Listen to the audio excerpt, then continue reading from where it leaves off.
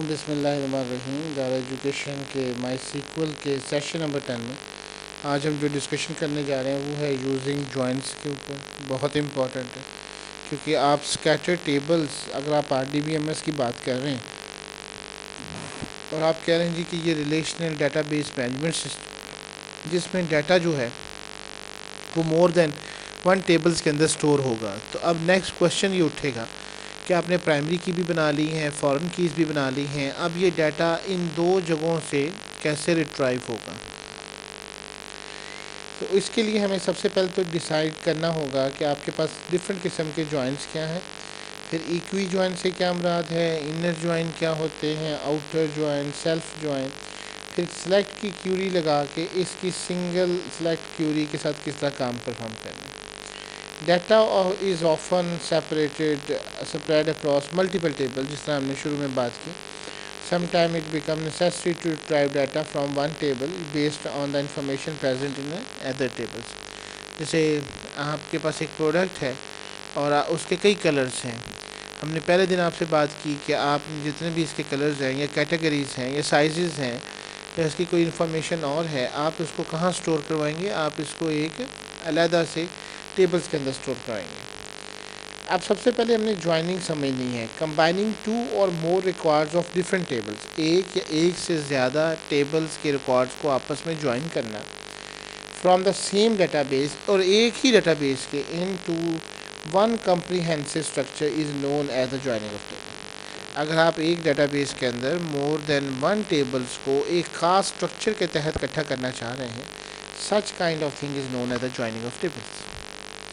The purpose of joining table is to retrieve data from multiple tables। और उसका काम क्या होता है कि डाटा आपका मल्टीपल टेबल से रिट्राइव किया जाए into a single result without repeating the data in the tables। और इसका एक और भी काम है कि आपके डाटे को रिपीट ना किया जाए बल्कि उससे डाटे को रिट्राइव किया जाए। Joining tables enables ease of manipulation, increase the speed of access and reduce data redundancy. ये सबसे बड़ी जो चीज़ है डाटा रिडेंडेंसी है, जिसको हमने ख़त्म करना है RDBMS के अंदर। एक ही चीज़ को बार बार लिख रहे हैं आप। ह्यूमन का लिखने का तरीका और है और कंप्यूटर का लिखने का तरीका और है।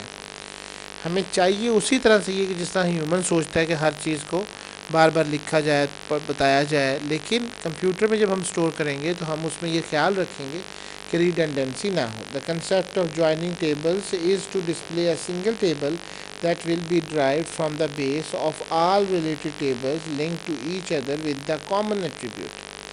और दोनों के दरमियान क्या कॉमन एट्रीब्यूट होगा? ज़ाहिर है एक की प्राइमरी की दूसरे की फॉरेन की में तब्दील होगी और वो कोई वेयर क्लॉज हम उसको देंगे जिसके तहत हम उसको उठाना पसंद करेंगे। सबसे पहले हम बात करेंगे यूजिंग इक्वी जॉइन की। अब इक्वी जॉइन क्या करता है? In equi join MySQL combines records from 2 or more tables based on a common दोनों के दरमियान कोई एक ऐसा कॉलम होना चाहिए जो कि कॉमन हो। An equi join display only those record where a match is found in both the table. और सिर्फ वही रिकॉर्ड दिखाएगा जिसके अंदर आपका दोनों टेबल्स के अंदर मौजूद जो है वो रिकॉर्ड दोनों जगह पे उसकी वैल्यूज़ अवेलेबल होंगी। For equi join is select column name जितने भी देने या स्टार देना है आपने, इसका मतलब कि सारे दिखाना चाह रहे हैं, फ्रॉम टेबल, और फिर आपने एज अलाइज, ये भी मैं बताऊंगा। जैसे फॉर एग्जांपल मेरा टेबल का नाम है दार एजुकेशन स्टूडेंट टेबल, बहुत लंबा नाम है। अब मैं उसको मुख्तसर करने के लिए एक अलाइज देता हूँ कि ये डी है, यानी मैं बजाय इसके कि हर दफ़ा हाथ से दार एजुकेशन सेल्स टेबल लिखूँ, मैं सिर्फ अगर डी लिखूँगा तो उसका मतलब भी वो यही होगा कि मैंने दार एजुकेशन सेल्स या कस्टमर्स या जो भी इंफॉर्मेशन, यानी बड़े नाम को, जैसे नाम है अहमद प्रधान, उसका तुम्हारा कोई निक नेम भी होगा छोटा, AP, दैट वाज अलाइज। मेरा नाम पूरा सैफुल्ला डार है, मुझे सैफ़ी कहते हैं, ठीक है, तो ये अलाइज हो जाता है आपका कि ये और वो दोनों मीटिंग्स डिफरेंट है।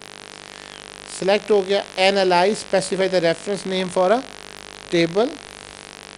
One on clause, you can specify the join condition using one of the following clauses. On clause specify the conditional expression that can be used in where clause।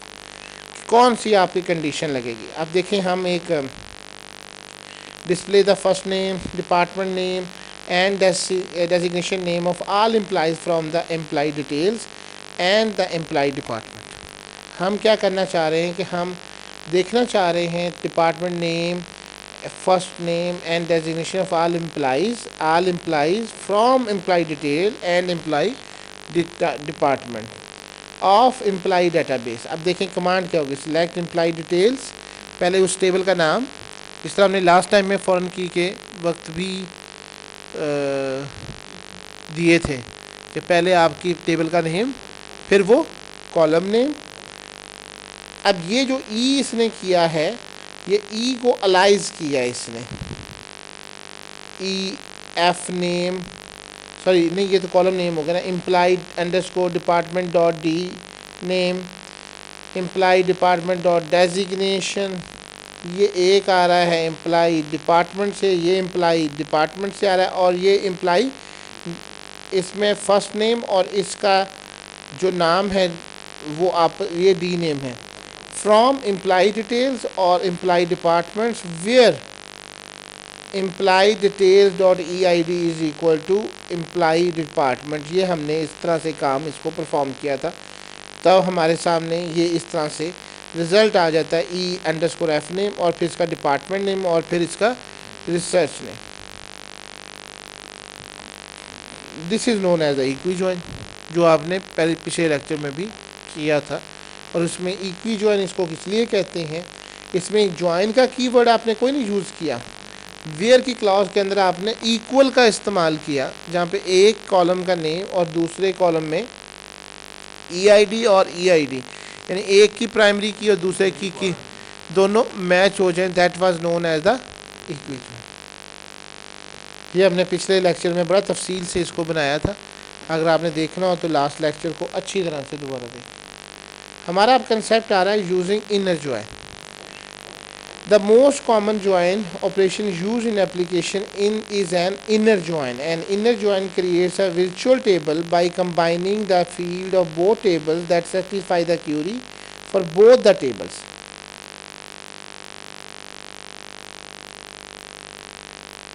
Output जो है वो दोनों की same है, जैसे अभी ऊपर हमने बनाई है क्लॉज इक्वी ज्वाइन की और इनर ज्वाइन की, वो क्या होगी, वो सेम होगी। The only difference is the syntax. अभी हमने ऊपर कोई ज्वाइन का लफ्ज़ नहीं इस्तेमाल किया था, कहीं नहीं हमने लिखा था कि ये इक्वी ज्वाइन है या इनर ज्वाइन है। अब सिर्फ फ़र्क क्या आ रहा है इसके सिंटैक्स का, यानी सिलेक्ट लिखेंगे column 1, column 2, column 3 from table name, उसके बाद हम इनर ज्वाइन का लफ्ज़ लिखेंगे। Inner join is a keyword.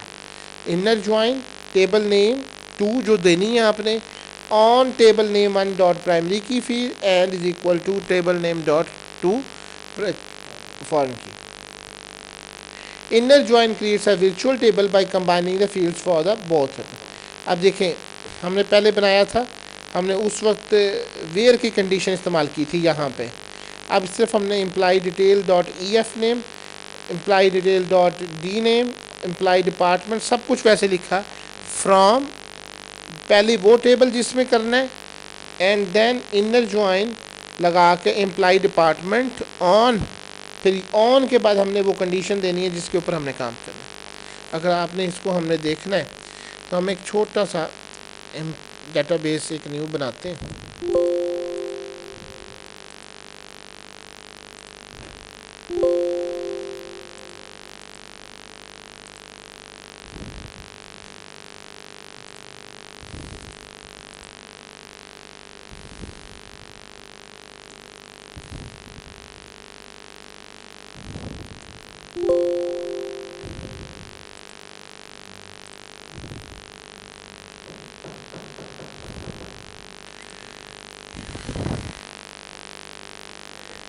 हम देखें अब इसी से कई क्यूरीज आपकी स्टार्ट हो जाएंगी।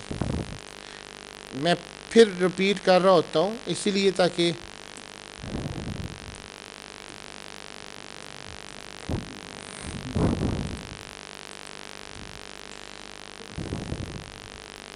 ये हमने यूज़ करवाया, क्रिएट टेबल। अब जैसा हमने यहाँ पे टेबल बनाई हुई है एम्प डिटेल्स।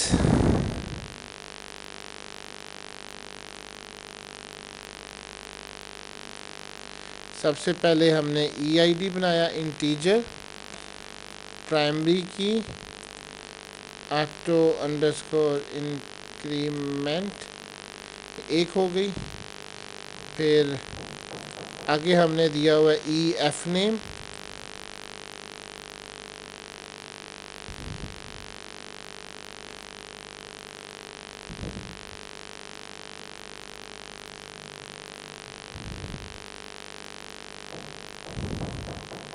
मैं साथ साथ में उसको भी करता जा रहा हूँ, इम्पोज करता जा रहा हूँ जहाँ मुझे कंडीशन चाहिए या नहीं चाहिए। ये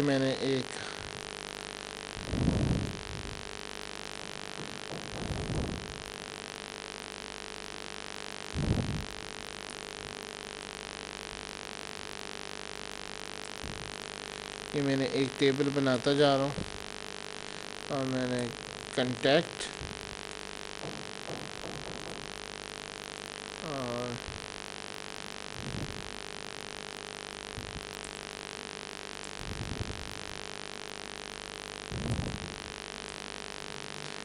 ये एक टेबल मेरी बन गई।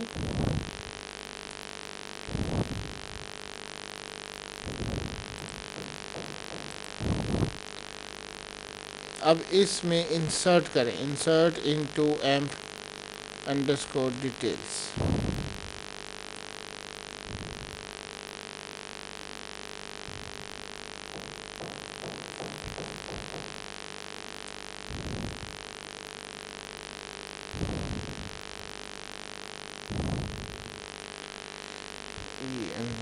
एल ने,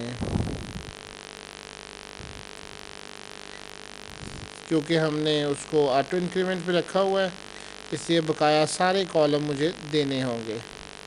values,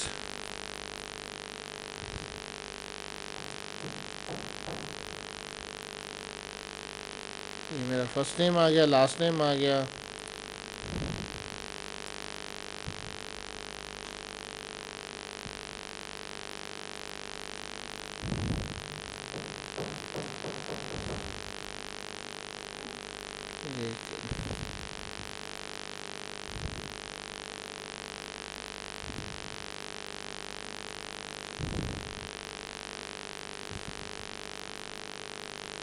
at the rate of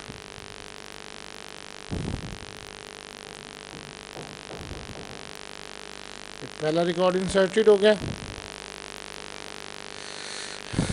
EL name,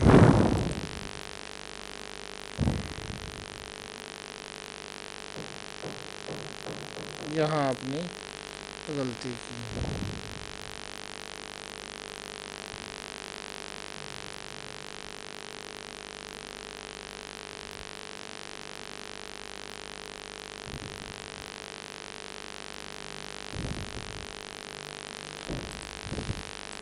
data inserted successfully. दूसरी वैल्यू ऐड करते हैं, अहमद प्रधान।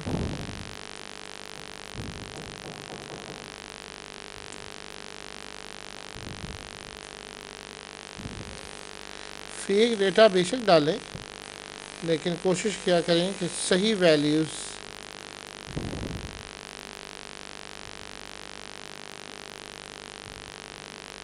आप 4-5 इंसर्ट कर लें।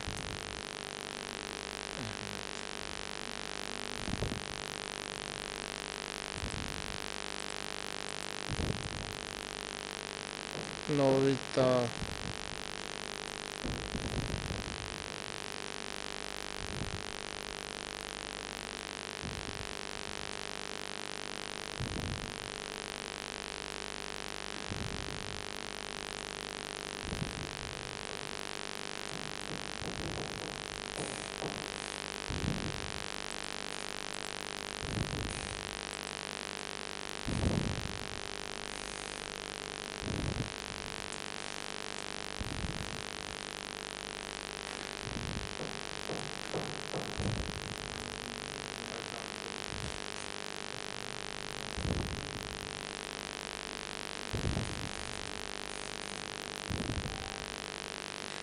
ये हम इसमें कुछ वैल्यूज़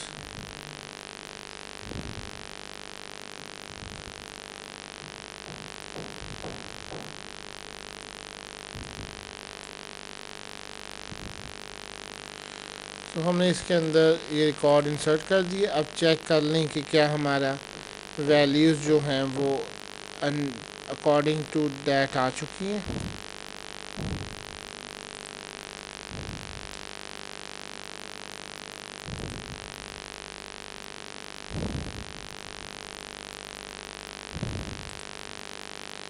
अब इसके अंदर हमारे 4 रिकॉर्ड्स आ चुके हैं। अब सबसे इम्पोर्टेंट बात ये है कि हमने एक और टेबल बनानी है। ये लेट्स सपोज इम्प्लाई डिटेल्स थी, ज़रा गौर करना है आपने कि यहाँ भी EID है और एम्प्लाई डिपार्टमेंट के अंदर भी जो है वो EID होना चाहिए। लेट्स सपोज अब हमें एम्प्लाई डिटेल्स और एम्प्लाई डिपार्टमेंट बनाते हैं।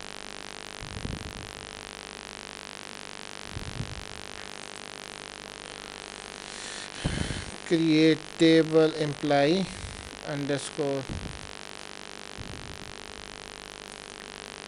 डिपार्टमेंट। इन दोनों के दरमियान जो सबसे ज़्यादा इम्पोर्टेंट बात है वो ये है कि इनके पास दोनों में एक जैसा वैल्यूज़ होनी चाहिए, कॉमन होना चाहिए, इंटीजर और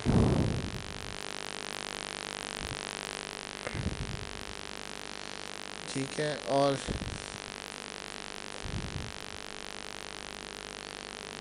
ई डिपार्टमेंट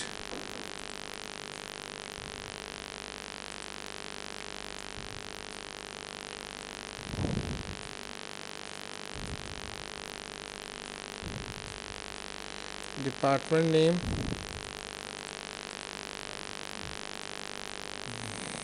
डेजिग्नेशन।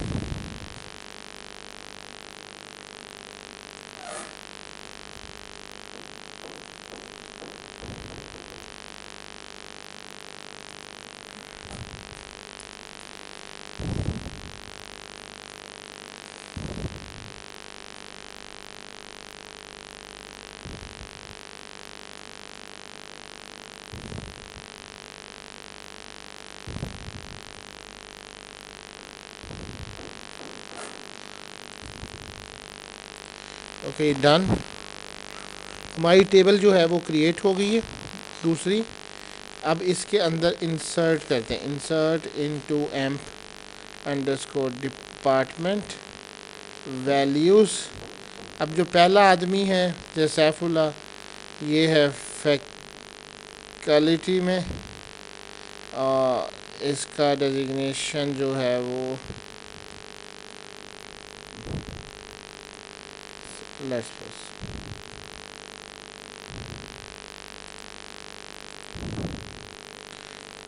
सेकंड वाला भी समझ लें इसी तरह।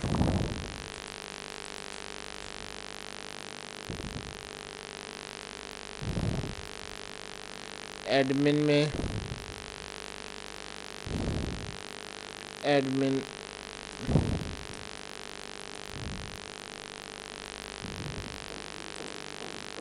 और चौथा जो है वो सेल्स में बिलफर्स।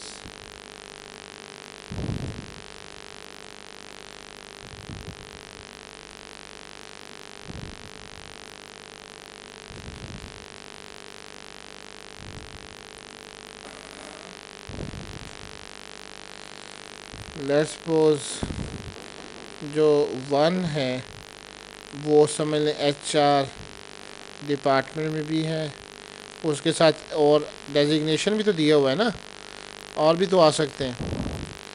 तो ये हमारे पास एक और डिपार्टमेंट के लिए बन गया।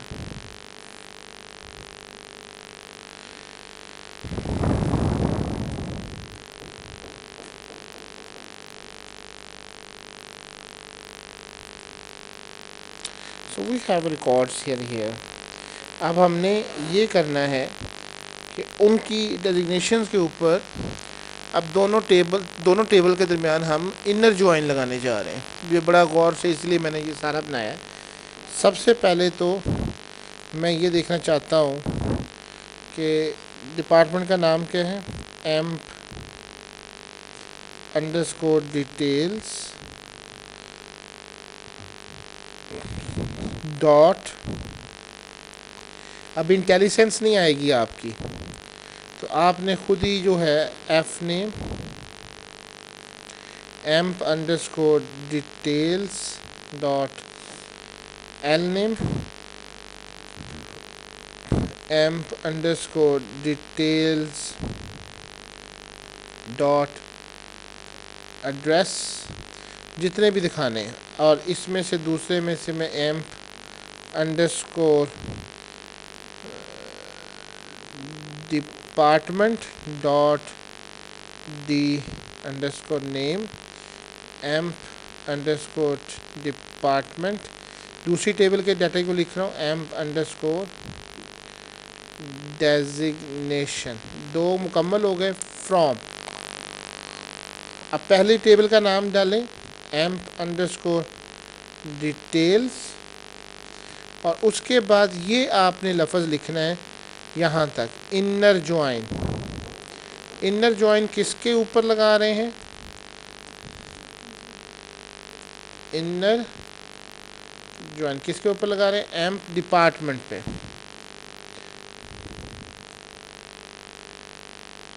ऑन किसके ऊपर, अब वो शर्त यानी वेयर की क्लॉज ख़त्म हो गई। अब इम्प्लाई डिटेल जी एम्प अंडरस्कोर, देखिए अब इंटेलिजेंस आना शुरू हो गया। डिटेल्स डॉट, ऐसे लिखा था कि underscore EID is equal to, क्योंकि इक्वी ज्वाइन में भी है, emp underscore department dot EID। अब आप इसको रन कर दीजिए। एम्प डिटेल्स एल नेम नहीं है तो क्या है, EL नेम। कहाँ आ रही है,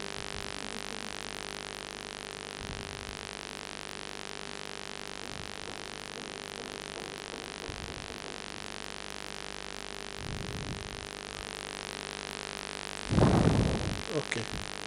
अब आप देखें कि उसने दोनों टेबल से आपके लिए डाटा उठाया। उसने कहा जी कि सैफुल्ला डार ये सारी, और ये फैकल्टी में भी HR डिपार्टमेंट और उसकी डेजिग्नेशन उठा ली। बाकी ये सारे वाल्टन रोड पूरा एड्रेस एक टेबल से आ गया, और दूसरे से आपकी जो भी इंफॉर्मेशन है वो कोई फ़र्क नहीं। पहले बताया आपको सिंटैक्स का फ़र्क है। कई लोगों को लिखने में आसानी, यही तो आपने समझना है कि ज्वाइनिंग है क्या चीज़।